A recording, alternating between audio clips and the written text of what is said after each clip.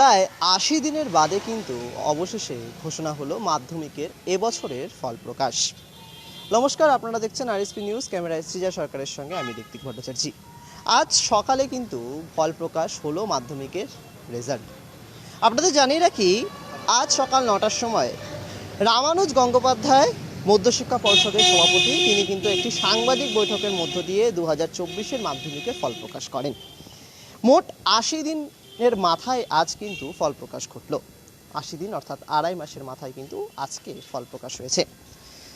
এই যে সমস্ত ফল প্রকাশের যা বিস্তারিত তথ্য, সেই আপডেট নিয়ে কিন্তু আমরা আপনাদের সামনে যুক্ত হয়েছি। প্রথমে আপনাদের জানিয়ে রাখি, এবছর মোট যে ছাত্রছাত্রীর সংখ্যা ছিল মাধ্যমিকে পরীক্ষায়, সেই সংখ্যাটা আপনাদের জানিয়ে রাখি ৯,২৩,৬৩৬ জন ছাত্রছাত্রী এবছর মাধ্যমিক পরীক্ষা দিয়েছিলেন, যার মধ্যে ছাত্রের সংখ্যা ছিল ৪,১৪,৯৩৮ এবং ছাত্রীর সংখ্যা ছিল ৫,০৮,৬৯৮।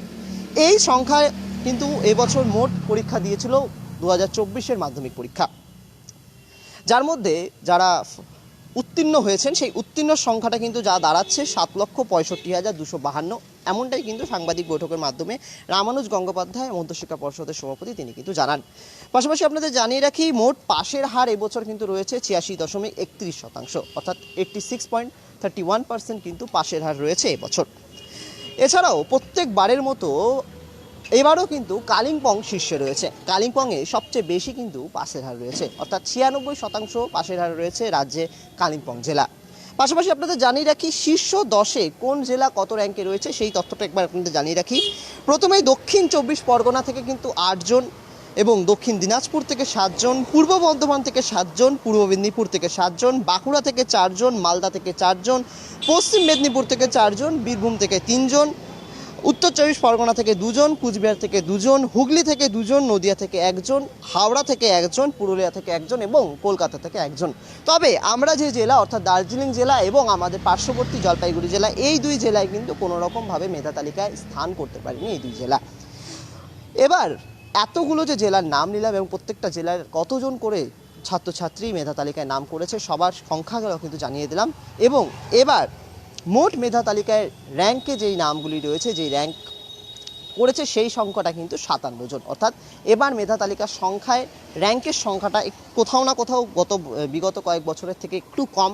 কারণ আমরা কিন্তু দেখে এসেছি ৮০, ৮৫, ১০০ কিন্তু পার হয়ে যায় মেধা তালিকার সংখ্যা। তবে এবছর মেধা তালিকার সংখ্যা মাত্র ৫৭ জন কিন্তু মেধা তালিকায় নিজেদের নাম স্থান করে নিতে পেরেছে। এবার একটু যদি চলে আসি, কোন জেলা থেকে কে তালিকায় নাম নথিভুক্ত করেছে বা কেউ প্রথম স্থান অধিকার করেছে সেই বিষয় নিয়ে যদি একটু আপনাদের বিস্তারিতভাবে তথ্যটা স্থাপন করি, তো প্রথম স্থান অধিকার করেছে এই ৫৭ জন র্যাঙ্কের মধ্যে প্রথম স্থান অধিকার করেছে যার প্রাপ্ত নাম্বার ৬৯৩। তার নাম কিন্তু চন্দ্রচূড় সেন। তিনি কিন্তু কোচবিহারের বাসিন্দা, রামভোলা হাই স্কুলের তিনি ছাত্র। তিনি কিন্তু এবছর 2024-এর মাধ্যমিকে প্রথম স্থান অধিকার করেছেন, যার প্রাপ্ত নাম্বার ৬৯৩। জেলা কুচবিহার, চন্দ্রচূড় সেন, রামভোলা হাই স্কুল। পাশাপাশি আপনাদের জানিয়ে রাখি, দ্বিতীয় স্থান অধিকার করেছেন পুরুলিয়া থেকে শ্যামপ্রিয় গুরু। তিনি কিন্তু দ্বিতীয় স্থান অধিকার করেছেন। তিনি পুরুলিয়া জেলা হাই স্কুলের ছাত্র, তার প্রাপ্ত নাম্বার ৬৯২। এরপর তৃতীয় স্থানে রয়েছে মোট 3 জন। তৃতীয় স্থানে জায়গা করে নিয়েছেন 3 জন। তাদের নামগুলো যদি আপনাদের সামনে আমরা উপস্থাপন করি, প্রথমেই দক্ষিণ দিনাজপুর থেকে উদয়ন প্রসাদ। তিনি বালুরঘাট হাই স্কুলের ছাত্র, তার প্রাপ্ত নাম্বার ৬৯১। এবং তৃতীয় স্থানে আরেক যে নাম কিন্তু উঠে আসছে, তার নাম হচ্ছে পুষ্পিতা বাসুরি, তারও প্রাপ্ত নাম্বার ৬৯১। তিনি হচ্ছেন বীরভূম স্কুলের ছাত্র, ৬৯১ তার প্রাপ্ত নম্বর। এবং তারপর যে নাম উঠে আসছে তার নাম হচ্ছে নৈত্যরঞ্জন পাল, তারও প্রাপ্ত নম্বর ৬৯১। তিনি নরেন্দ্রপুর রামকৃষ্ণ মিশনের ছাত্র, দক্ষিণ ২৪ পরগনা জেলা। অর্থাৎ প্রথম স্থানে রয়েছে কুচবিহার জেলার ছাত্র চন্দ্রচূড় সেন, দ্বিতীয় স্থানে রয়েছেন পুরুলিয়ার শ্যামপ্রিয় গুরু এবং তৃতীয় স্থানে ৩ ছাত্রছাত্রী কিন্তু রয়েছেন, যার মধ্যে পুষ্পিতা বাসুরি বীরভূম ৬৯১, দক্ষিণ দিনাজপুর থেকে উদয়ন প্রসাদ এবং দক্ষিণ ২৪ পরগনা থেকে নজিত রঞ্জন পাল। 3 জনেরই কিন্তু ৬৯১ প্রাপ্ত নাম্বার। এরপরে যদি আপনাদের একটু বিস্তারিতভাবে 4, 5, 6, 7, 8, 9 এবং 10 অবধি র্যাঙ্কগুলো যদি আপনাদের সামনে আমরা জানাই, তাহলে চতুর্থ স্থানে রয়েছেন একজন, পঞ্চম স্থানে রয়েছেন একজন, ষষ্ঠ স্থানে রয়েছেন 4 জন, সপ্তম স্থানে রয়েছেন 8 জন, অষ্টম স্থানে রয়েছেন 4 জন এবং নবম স্থানে রয়েছেন 16 জন এবং দশম স্থানে রয়েছেন 18 জন। এই র্যাঙ্কগুলো কিন্তু রয়েছে এবং মোট মিলিয়ে 57 জন কিন্তু 1 থেকে 10 অবধি যে স্থান, সেই স্থানে কিন্তু জায়গা করে নিতে পেরেছে এবং প্রথম স্থানে যার প্রাপ্ত নাম্বার 693, তিনিই কিন্তু প্রথম হয়েছেন, যিনি হচ্ছেন চন্দ্রচূড় সেন, কুচবিহার স্কুলের ছাত্র।